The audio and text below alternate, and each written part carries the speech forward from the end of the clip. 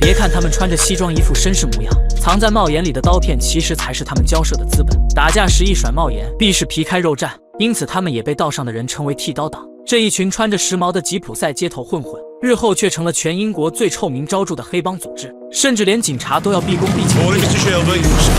Hello， 大家，我是约翰，暴力美学黑帮爽剧《浴血黑帮》为你献上。1919年的街头上满是疮痍，百废待兴。此时的英国刚刚经历第一次世界大战，伯明翰这座城市也恰逢工业革命的契机，一跃成为英国第2大城市。而谢尔比家族成立的剃刀党，也凭借着狠辣的作风和锋利刀片，成为了伯明翰当地有名的地头蛇。但作为家族老二的汤米并不满足于此，他骑着赌场的马径直来到一片街区，街上的行人见到他都纷纷躲了起来。不一会就有一个女孩被牵了出来，只见她捧着一手粉末，对着马儿施下巫术。They're doing a magic spell to make her win a race. 汤米就靠着这一手迷信的做法，让这件事传遍了街头巷尾，很多人因此跟风压住。但他的这种做法让大哥亚瑟很是不解，因为这势必会得罪赌场大佬比利。这人心狠手辣，马仔众多，以此时家族的实力，得罪他无利于找死。可汤米却一副胸有成竹的样子，提醒大哥自己用的是脑子，随后转身离开。虽然3人都是从一战战场上退下来的，亚瑟是家中的大哥，但动脑的事情他做的确实没有汤米好，所以家族的实际掌控者一直都是2弟汤米。憨憨的3弟约翰和大哥亚瑟一样，都是家族的战力担当。还有这位看起来叫彪悍的女人，她是家族里所有人的姨妈玻璃，主要负责财务和家族的日常事务。而他们却没有料到，自己的一些行为居然惊动了当时的国务大臣丘吉尔。一个巨大的麻烦正悄悄靠近谢尔比家族。汤米这天来到酒吧，曾经的战友弗莱迪找了过来。他得到小报消息，最近伯明翰发生一起大案，据说都惊动了当时时任国务大臣的丘吉尔，而且重点嫌疑人名单里同时出现了2人的名字。弗莱迪自从退役后就在干正事，排除下来那肯定就是汤米无疑。2人本是一起上过战场的战友，但退伍之后2人却走向了相反的道路。弗莱迪成为了坚定的无产主义革命者，每天到处演讲煽动工人组织罢工，以对抗资本家的剥削。而汤米却相反，走上了黑帮的道路。这对曾经亲密无间的战友，如今已是道不同不相为谋。所谓话不投机半句多，2人互飙2句垃圾话就走了。晚上的家庭会议上，大哥亚瑟得到准确消息，丘吉尔指派了一位总督察来到了伯明翰，目前正在招募警员，相信不久便会有大动作。可老3却不以为然，剃刀党什么时候怕过警察？汤米说了几句不痛不痒的话，便草草结束了会议。但到了深夜，汤米来到教堂和波里姨妈见面，这下才敢说出这件事的事情。原来前一阵子，汤米派了几个手下去工厂偷摩托，可这几位人才不知是幸运还是倒霉，打开箱子才发现，偷回来的竟是满满几大箱军火，光是机关枪都有几10挺，步枪、手枪、弹药更是数量惊人。这些军火本来是要送上战场的，可现在却莫名其妙落在自己手里。姨妈听到这个消息，瞬间就不淡定了，大骂汤米这是在找死，竟然知道这东西是烫手的山芋，为什么到现在还留在手里？命令他马上把这批军火放到警察能找到的地方，不要把火烧到家族身上。画面一转，一位中年男子坐着车，缓缓地行驶在伯明翰深夜的街道上，看着路上那些疯狂且堕落的人，眼神中充满厌恶。他便是丘吉尔派来的总督察。但好巧不巧，当天他就抓住了看电影的亚瑟，上来就是一顿拳脚相加，逼问他知不知道军火的下落。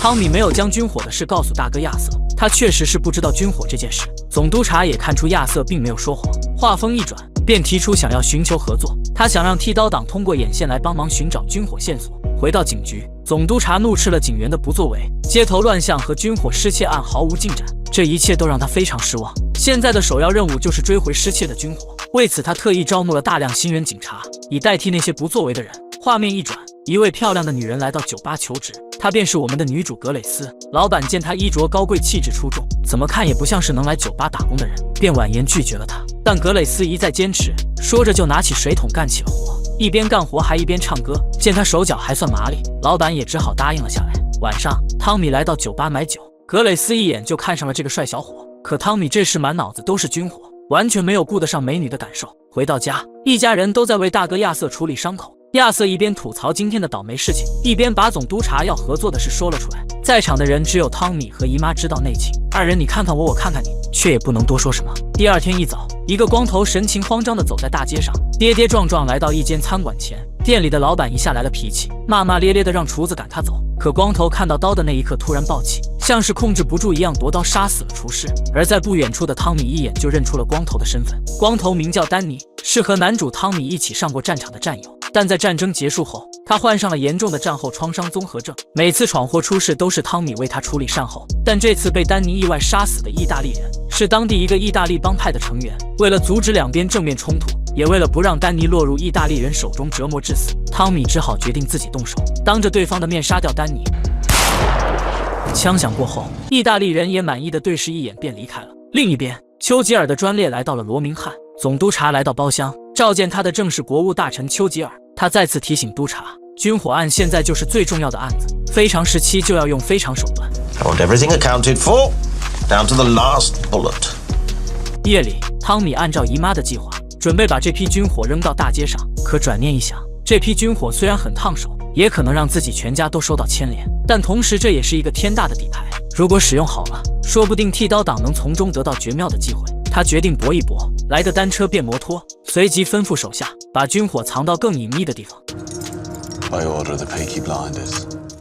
第二天，总督察来到博物馆，接头人竟然就是美女格蕾丝。她的真实身份其实是安插在剃刀港地盘上的卧底。通过这几天的观察，剃刀港的当家人并不是他们之前认为的大哥亚瑟，相反却是二弟汤米。总督察这才知道上次抓错了人，并交代格蕾丝继续打探消息。赌马场这边，开头被下了巫术的魔法的赛马居然真的赢了比赛，所有收到消息的人全都投了这匹黑马。身为庄家的剃刀党直接大亏特亏。大哥亚瑟怒气冲冲前来质问汤米，说他这破主意搞得所有人都来压这匹马了。汤米却很是开心，只要有人知道这匹魔法马战无不胜，那接下来压住的人会更多，到最后全城的人都会来，甚至会把自己全部的家当都压下去。 When we are ready, the horse will lose.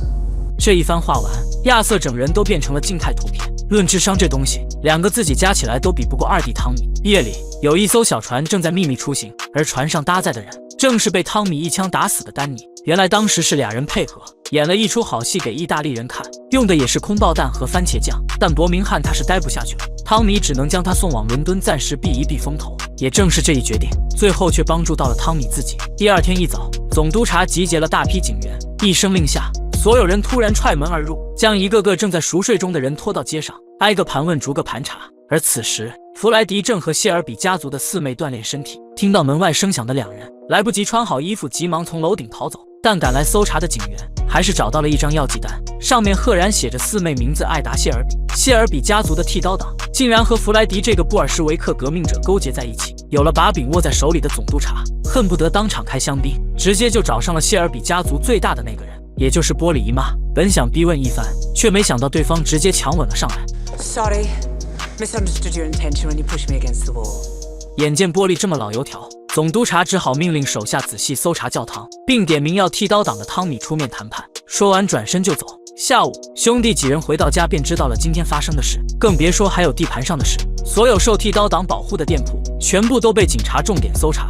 男主汤米遇事不乱，当即决定补偿所有受到损失的老板。这种时候必须稳住人心。面对总督察的谈判要求，他深知谈判的前提是要有底牌。 We'll strike a blow back first.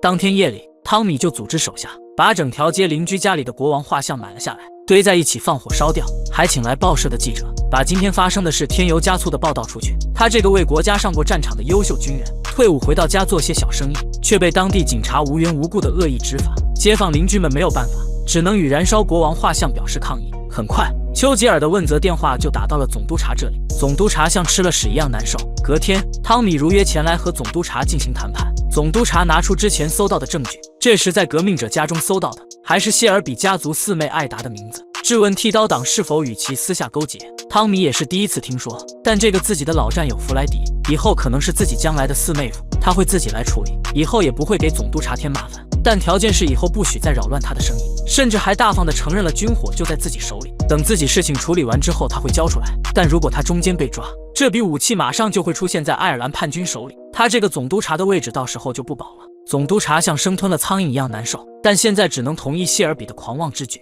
当晚，汤米被手下急匆匆地带到马场，原来之前从李家买来的赛马被人施了诅咒，脓包浆很快就会从脚底蔓延到全身。看着已经没救的白马，汤米只好掏出枪。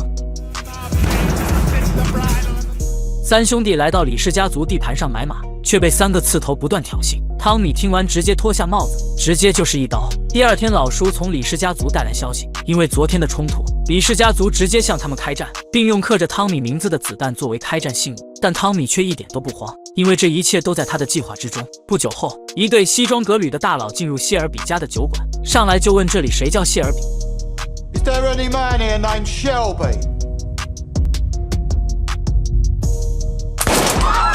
来人正是赌场大亨比利肯波。眼见对方来者不善，酒吧内的所有人全都自动回避。虽然剃刀党是这个地区有名的地头蛇，但对比对方这种实力老牌黑帮，自己这边这点势力压根不够看，对方也显然不把他们放在眼里。这次比利肯波上门便是来兴师问罪的，说之前都是跑第一的马，最后却跑到了最后一名，让他这个大佬输了一大笔钱。 You fixed a race without my permission. You fucking gypsy scum. I run the races and you fixed one of them, so I'm gonna have you shot against the post. 但男主汤米之前就有所准备，将李氏家族下战书的子弹扔了过去。他谎称正是李家给自己赛马下了诅咒。汤米知道李家和比利肯波有家族世仇，借着这次机会向对方寻求合作。Nobody works with me. People work for me. 说罢丢出硬币，汤米也算是大丈夫能屈能伸，捡起硬币后合作正式达成。一方面向比利肯波服软，解除了家族的麻烦，另一方面还能和对方联合起来对抗李家，又让家族的赌马生意更进一步，此为一举三得。Get yourself a decent haircut, man. We're going to the races.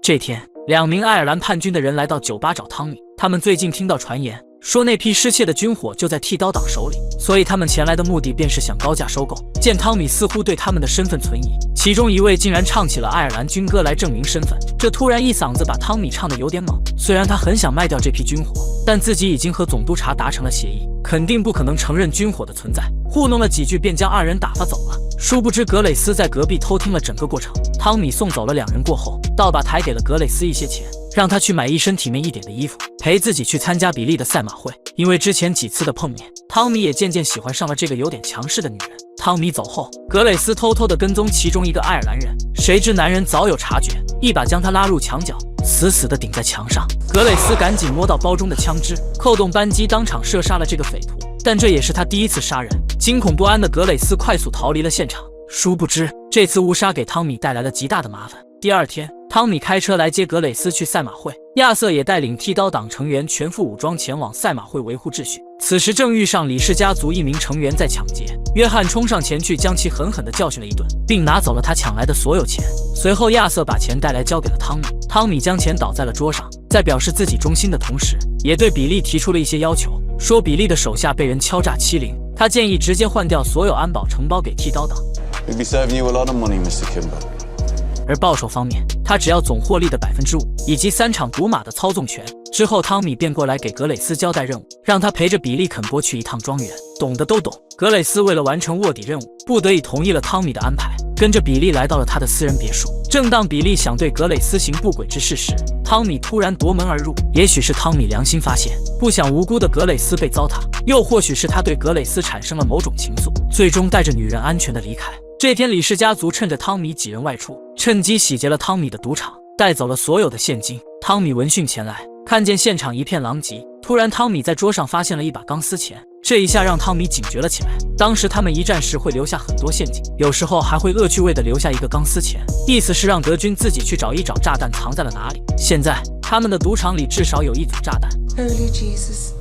汤米这时也意识到李氏家族是冲着自己来的。 急忙跑向自己的汽车，发现自己最小的一个弟弟正在车内模仿自己开车。汤米嘱咐弟弟，从哪个门进去的就从哪个门出来。哪成想顽皮的弟弟爬车窗进去的。就在这时，弟弟突然打开车门，汤米快速冲向前去，将拉了弦的手榴弹扔了出去。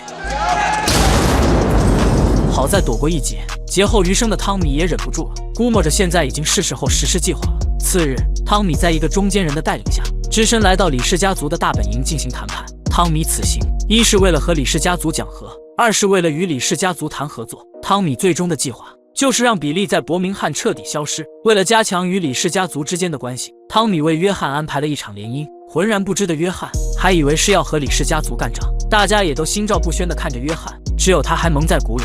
John, before you go into battle, there's something you're gonna need. What's your bloody doing, Tommy? Smile, John. It's a wedding. Whose bloody wedding? Now, if we told you, you wouldn't have come. 突然听说自己要和一个素未谋面的女人结婚，约翰也是极力的反抗，但是箭在弦上不得不发。但汤米毕竟是汤米，用一个小小的婚姻换来两大家族联合，让兄弟们少流血，壮大家族势力，这可是一举三得的情况。约翰想了想，也爽快答应了，迈着六亲不认的步伐走向城堡。对方家族甚至还很满意这小伙。直到新娘出现，约翰悬着的心也放了下来。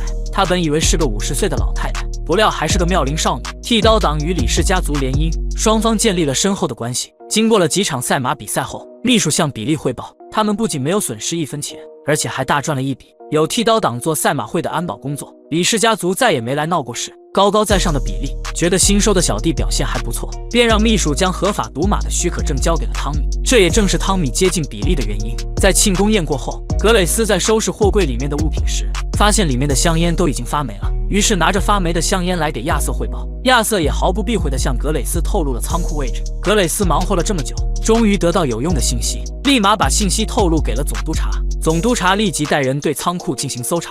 理想丰满，但现实却很骨感。他们忙活半天，什么都没有找到。之前格蕾斯误杀了来找汤米买枪的爱尔兰人，男人所在的组织听闻他被枪杀过后，便派遣了另一个人过来找汤米谈判。男人也不废话，直接给汤米来一个下马威。剃刀党虽然在伯明翰可以呼风唤雨，但对于势力庞大的叛军组织而言，简直是乌鸦比凤凰。汤米坦言说，枪在自己手里，只要价钱合适就可以交易。但是汤米之前与总督察有约在先，现如今夹在两个党派之间，汤米也是十分苦恼。思虑良久过后，还是决定向总督察坦白求援。到了约定交易的日子，汤米提前来到酒吧进行布置，门外的警察也准备伺机而动。两人如期来到酒吧，就在双方达成了交易过后，眼前这个爱尔兰人却过河拆桥，准备将汤米灭口。就在这时，格蕾斯拿着枪突然从角落里出来，对着眼前的男人就是一枪。随后汤米便和男人展开了殊死搏斗。这时警察也进来了，但是汤米却斥责他们，本应该在钟声响起后的第6下就进来的，显然这是总督察有意安排。事后，格蕾斯来向总督察汇报酒馆中发生的事情。在多日的相处中，格蕾斯对汤米产生了莫名的感情。他请求总督察在找到枪支过后放过汤米。You have my word. 在得到了总督察的保证过后，他汇报了自己的猜测，武器应该就藏在一处墓地中，而那个墓地就是当时炸死的光头哥的。总督察当晚就带人进行挖掘，果不其然，被盗的武器几乎全在这里，但却少了一把。第二天，格蕾斯来到墓地，想着自己的任务也完成了，便向总督察提出辞职。但是这个老东西也对格蕾斯产生了爱慕之情，拿出戒指向她求婚。You deserve better. 总督察知道被拒绝肯定是因为汤米这个小混蛋，气急败坏的他直接下令全城抓捕汤米。汤米得知武器被找到的消息，来到墓地，看着空空如也的柜子，唯一能和总督察谈判的筹码在一夜之间不翼而飞。这一下打乱了汤米的所有计划。汤米在躲避风头之前，来酒吧和格蕾斯告别。这时总督察带领着一众警察前来酒吧抓捕汤米，格蕾斯便带着汤米从后门离开。总督察怒气冲冲地拿枪逼问酒吧老板。在得知汤米是在格蕾斯的掩护下逃脱后，总督察下令取消了抓捕行动。也许是因为他心里还惦记着格蕾斯，又或许是因为丘吉尔要求他秘密地找回枪支。在得知总督察即将带着枪支离开伯明翰的消息，汤米悬着的心也落了下来，这块烫手的山芋也完美地送了出去。接下来就是集中注意力清除比利。汤米召集家族成员开会，正式宣布与比利为敌，并且安排了详细的行动计划。比利这次举行赛马会，李氏家族会像往常一样前去，剃刀党也会打着维护秩序的名义前往会场，但这一次却是联合李氏家族共同对抗比利。这次行动几乎是一群男模上了时尚秀场。一行人来到酒吧，预祝行动顺利。格蕾斯却心事重重地把汤米拉到雅间。正当格蕾斯想向汤米坦白自己是卧底的时候，亚瑟带着一名手下闯进来了。比利似乎得到了汤米行动的消息，提前带着2车人全副武装赶往这里。李氏家族这时正在前往赛马会的路上，根本来不及支援。汤米赶忙召集现有的手下。 Things have changed. That pub there is called the Garrison. Well, now it really is one.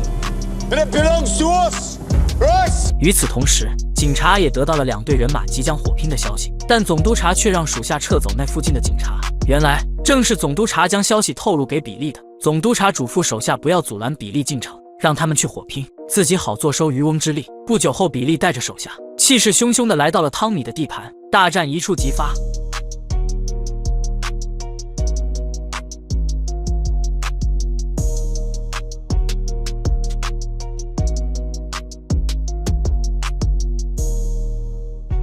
不管是武器还是双方人数都过于悬殊。关键时刻被汤米救过一次的光头哥出场支援，他早就得知消息，立马过来支援。霎时间双方剑拔弩张，场面顿时陷入困境。此时汤米的妹妹推着孩子打破了僵局，几人本在交涉，可比利却不讲武德，趁机开枪击中汤米。光头兄弟立马挺身而出挡下子弹。比利还以为自己胜券在握，半场开启了香槟，可接下来就被汤米一枪爆了头。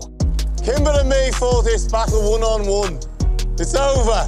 手下们见比利已死，都觉得没必要再做出无谓的牺牲，拖着比利的尸体就离开了。一场剑拔弩张的大战变成了两人的单挑，幸运之神还站在了汤米这边。总督察的计划也扑了空，因为警察都被指挥撤退，现在也没有汤米杀人的证据。至此，汤米成功除掉了心腹大患，成为了伯明翰第一黑帮。汤米的赌马公司也吞并了比利的那部分，这下可以说是全盘皆赢。但汤米却一点都高兴不起来。格蕾斯也自知身份败露，决定离开这个是非之地。就在他准备坐上火车的时候，总督察却阴魂不散地跟了上来。